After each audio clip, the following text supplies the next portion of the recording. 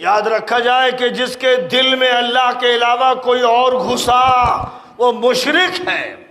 اسی لیے میں کہہ رہا ہوں، بار بار کہہ رہا ہوں، یاد رکھو کہ مسجد کی امامت ہو یا سیاست کی امامت، فرض ہے کہ صاحب ایمان ہو۔ جو سیاست کی امامت کرے، جو سیاست کی قیادت کرے، وہ صاحب ایمان ہو، اور جو صاحب ایمان ہے ان کے لیے حرام ہے سور کی بوٹی کی طرح کہ وہ کسی غیر مومن مشرک اور کافر کو اپنا سیاسی قائد مانے۔ حرام ہے، سور کی بوٹی کی طرح حرام، شراب کی طرح حرام۔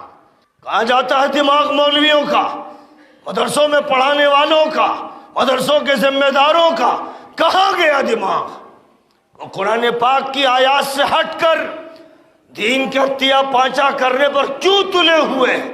اس کے حصے بکھرے کیوں کر رہے ہیں؟ میں نے ملک کے ان حضرات سے جو بزرگ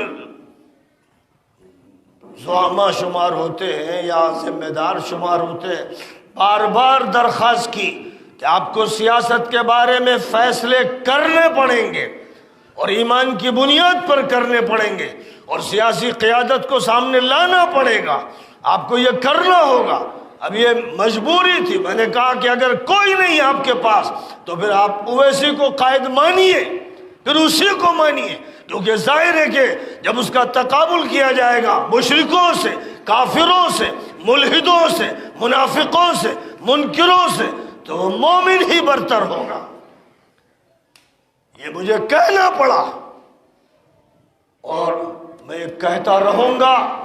ہاں، دوسرے سے الائنس ہو سکتا ہے، اتفاق، حلف الفضول نبی پاک علیہ السلام نے جو پیکٹ کیا دیگر مذاہب کے لوگوں کے ساتھ، وہ پیکٹ ہو سکتا ہے۔ قیادت ہماری ہوگی، ہماری قیادت پیکٹ کرے گی، معاہدہ کرے گی، جیسے اس ملک میں ہم نے معاہدہ کیا۔ مولانا ابوالکلام آزاد بھی تھے، امبیڈکر بھی تھے، جواہر لال نہرو بھی تھے۔ ملک کا کانسٹیٹیوشن بنایا گیا تو ایک کمیٹی کے ذریعے بنایا گیا جس میں ابوالکلام آزاد بھی تھے۔ تو ہمارا ایک پیکٹ ہے، یہ کانسٹیٹیوشن، لاز بائی لاز ایک معاہداتی سیاست کا حصہ ہے، بلکہ اس کی بنیاد ہے۔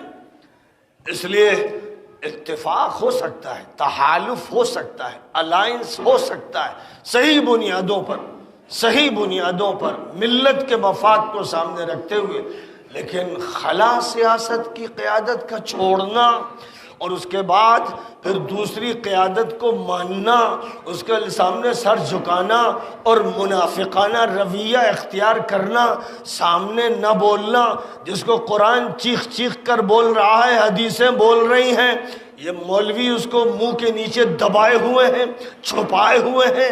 حقیقت جو قرآن میں بیان کی گئی اسے بیان نہیں کرتے۔ جو حقیقت حکومت کے بارے میں، سیاست کے بارے میں، انسانیت کے بارے میں، انتظامات کے بارے میں بیان کی گئی ہے، اس کو دبی زبان میں بولتے ہیں، الگ مجلس میں بولتے ہیں، اور جب پوچھا جائے کہ اس بارے میں کچھ کہیے تو کہتے ہیں کہ بس اس موضوع کے بارے میں بات نہ کیجیے۔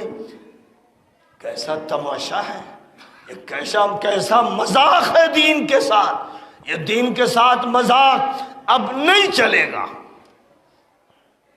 جو کچھ دین نے کہا ہے، جو قرآن نے کہا ہے، ڈنکے کی چوٹ پر اس کو بیان کیا جائے گا۔